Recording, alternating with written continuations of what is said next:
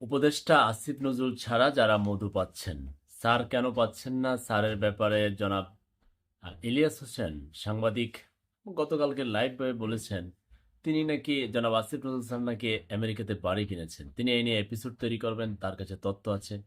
আমরা সেই তথ্য পর্যন্ত অপেক্ষা করি। যাই হোক, যারা অপেক্ষমান তালিকায় ছিলেন, এবার যারা মধু হাতে পাবেন আপনাদের জন্য রেডি করা হয়েছে এবং পরিবহনে যাচ্ছে ইতিমধ্যে। নোমান, আপনি আপনার কুমিল্লা, রবিন লক্ষ্মীপুর, রবিন লক্ষ্মীপুর, সেন্টু সাহা নারায়ণগঞ্জ সদর, আলামিন পল্টন, সজীব কটিয়াদি, সোমা আক্তার